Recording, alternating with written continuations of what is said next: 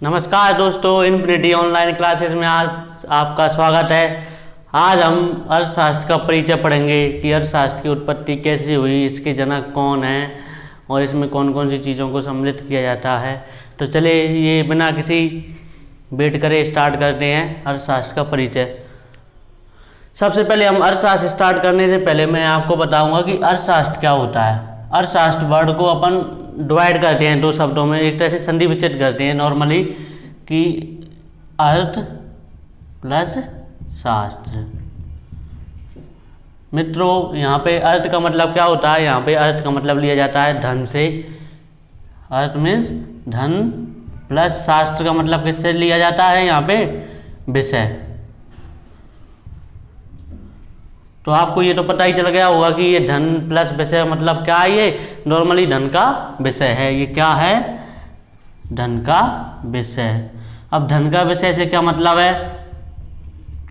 यहाँ पर धन का विषय से मतलब है कि अर्थशास्त्र क्या है? सामाजिक विज्ञान की एक ऐसी शाखा है जिसमें आर्थिक क्रियाओं का अध्ययन किया जाता है। आर्थिक क्रिया मतलब धन से संबंधित क्रियाओं का अध्ययन किया जाता है। तो अपन अर्थशास्त्र की डेफिनेशन क्या लिख सकते हैं?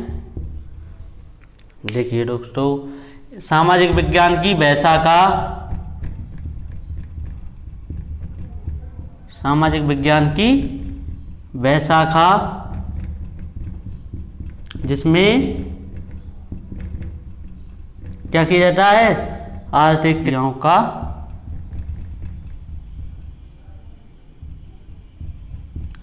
क्रियाओं का अध्ययन किया जाता है।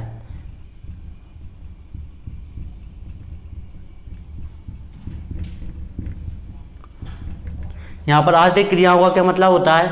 आर्थिक क्रिया मतलब धन से संबंधित विषय। जैसे एक शिक्षक द्वारा विद्यालय में पढ़ाना। आप बताइए किसी एक शिक्षक विद्यालय में क्यों पढ़ाता है? क्योंकि उसे पढ़ाने के बदले वेतन या सैलरी मिलती है हर महीने। ऐसे ही एक खेत में किसान काम करता है, क्यों करता है? फसल उगाने के लिए। फसल उगा कर क्या करेगा? फसल को बेचकर धन की प्राप्ति करेगा। तो ये क्या है? आर्थिक क्रियाएं। तो आर्थिक क्रियाएं क्या होती हैं?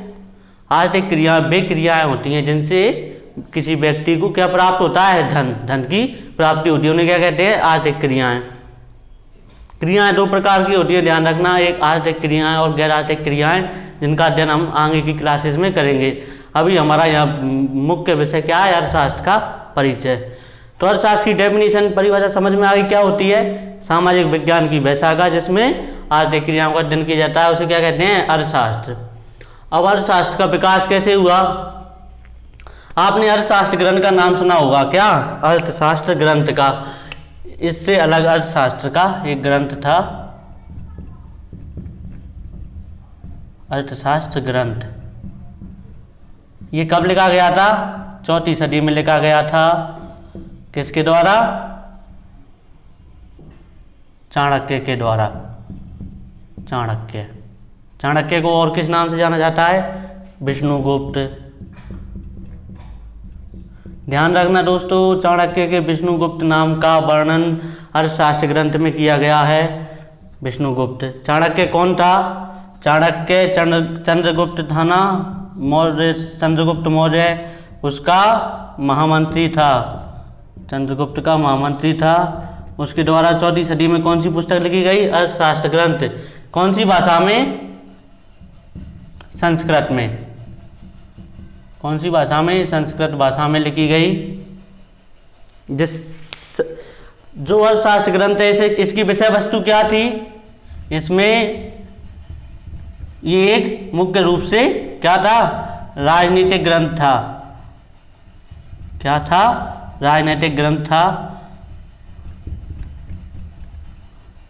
जिसमें क्या सम्मिलित किया गया था कि किस प्रकार राजा को अपनी उपाधि धारण करनी चाहिए, उसे किस प्रकार शासन करना चाहिए, उसे किस प्रकार शासन से हटाया जा सकता है, उसके प्रजा के प्रति क्या दायित्व एवं कर्तव्य होते हैं, उनका वर्णन किस में किया गया था? अर्थशास्त्र ग्रंथ में, जो मूल रूप से संस्कृत में लिखा गया था।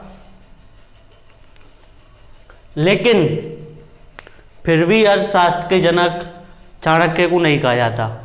अर्थशास्त्र के जनक किसे कहा जाता है? एडम स्मिथ को कहा जाता है। अरे वाह! अब एडम स्मिथ क्या है? ये कौन है? इसके बारे में जानकारी भी लेंगे। एडम स्मिथ एक स्कॉटिश व्यक्ति हैं। स्कॉटिश व्यक्ति मतलब स्कॉटलैंड के हैं। स्कॉटलैंड कहाँ पे है? यूनाइटेड किंगडम में आता था। एडम स्मिथ का जन्म कब हुआ था? इनका जन्म हुआ था जून 1723 में। कहाँ पे हुआ था? यूके में, यूनाइटेड किंगडम में हुआ था।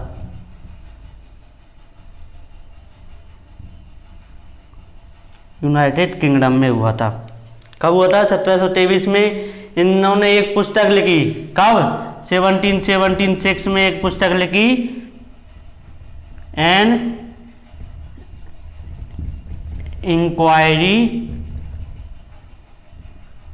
इंक्वायरी इनटू द नेचर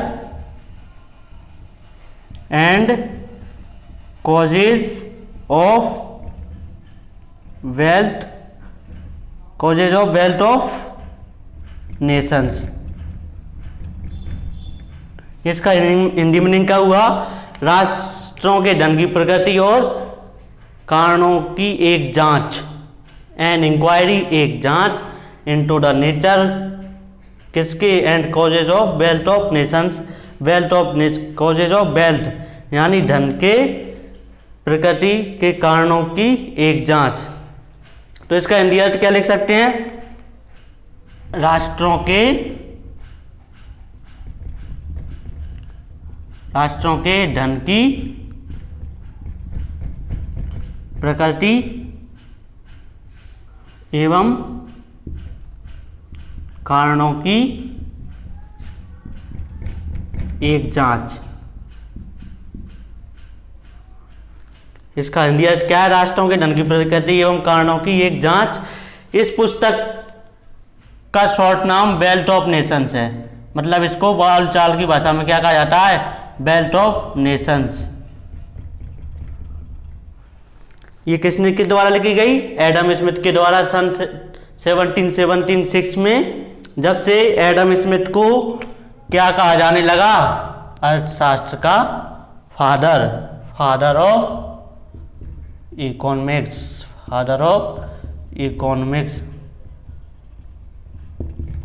अब आपसे कोई ये सवाल पूछे कि अर्थशास्त्र की जनक कौन है, तो आप बता दोगे अर्थशास्त्र की जनक कौन है? Adam Smith.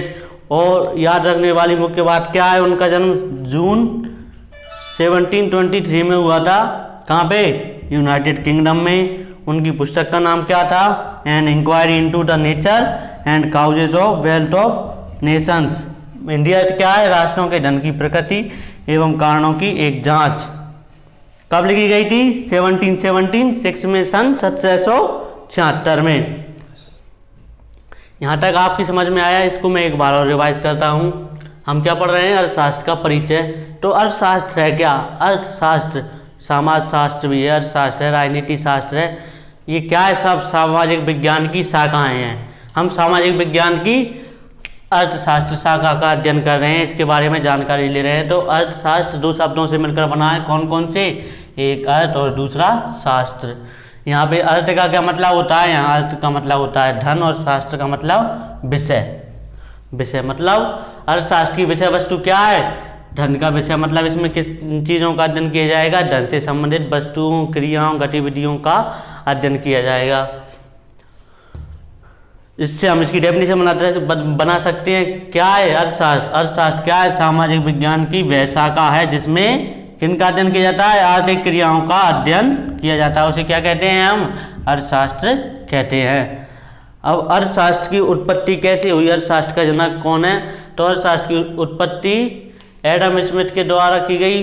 अर्थात एडम स्मिथ को क्या कहा जाता है? अर्थशास्त्र का पिता कहा जाता है, जिनका जन्म सन जून 1723 में कहाँ पे हुआ था? यूनाइटेड किंगडम में। उनके द्वारा लिखित पुस्तक का नाम क्या है? An inquiry into the nature and causes of wealth of nations, यानी राष्ट्रों के धन की प्रकृति एवं कारणों की एक जांच। मतलब इन्होंने अपनी पुस्तक में किसका वर्णन किया गया है कि अर्थशास्त्र क्या है और उसका अध्ययन किस प्रकार किया जाता है और इसमें किस किस विषय वस्तुओं को शामिल किया जाता है। इसकी शॉर्ट फॉर्म मतलब अब बहुत से व्यक्तियों को, बच्चों को इतना नाम याद नहीं होता, तो इसको अपन अगर एग्जाम में वेल्थ ऑफ नेशंस लिख दें, ऐसे एग्जाम में क्वेश्चन पूछा जाए कि एडम स्मिथ की पुस्तक का नाम लिखो, तो अगर आप वहाँ पे वेल्थ ऑफ नेशंस भी लिख लोगे ना तो आपका आंसर गलत नहीं होगा, क्योंकि ये इसकी क्या है, शॉर्ट फॉर्म है। हर एक चीज़ की शॉर्ट फॉर्म होती है। इसी प्रकार an inquiry into the nature and causes of the wealth of nations की शॉर्ट फॉर्म क्या है, वेल्थ ऑफ नेशंस भी लिख सकते हैं। जब एडम स्मिथ ने इस चीज का वर्णन नहीं किया था, इससे पहले अर्थशास्त्र का जनक कौन था? इससे पहले हम अर्थशास्त्र के जनक किसे माना जाता था? चाणक्य को माना जाता था। चाणक्य, जिसका एक अन्य नाम क्या है, विष्णुगुप्त। चाणक्य क्यों कहते हैं? क्योंकि चाणक्य के पिता का नाम क्या था? चाणक्य। तो हम विष्णुगुप्त के द्वारा लिखित एक ग्रंथ है, कौन सा? अर्थशास्त्र का ग्रंथ, अर्थशास्त्र ग्रंथ कहा जाता है। जो कौन सी भाषा में लिखा गया है? ध्यान रखना, संस्कृत भाषा में लिखा गया है। लेकिन इसमें आर्थिक गतिविधियों का अध्ययन नहीं किया गया था। इसमें आर्थिक गतिविधियों को सम्मिलित नहीं किया गया था। तो इसकी विषय वस्तु क्या थी? तो दोस्तों ध्यान रखना, इसकी विषय वस्तु थी, ये एक राजनीतिक ग्रंथ था। क्या था ये? एक राजनीतिक ग्रंथ था, जिसमें राजनीतिक गतिविधियों को सम्मिलित किया गया था कि एक राजा किस प्रकार अपना शासन चलाए, किस प्रकार अपनी प्रजा को खुश रखे, प्रजा उसे कैसे हटा सकती है, इन चीज़ों का इसमें वर्णन किया गया था। जिसका कब लिखा गया? 4वीं सदी में लिखा गया था। इतनी चीज़ें समझ में आई। अगली क्लास में हम अर्थशास्त्र का विकास पढ़ेंगे, उस पर चर्चा करेंगे। अर्थशास्त्र की प्रकृति क्या है, कितने प्रकार का है, हम आने वाली क्लासों में इसकी चर्चा करेंगे। आज के लिए धन्यवाद। अगर आपको वीडियो अच्छी लगे तो हमारे YouTube चैनल को सब्सक्राइब करें, वीडियो को लाइक, कमेंट और शेयर करें। धन्यवाद।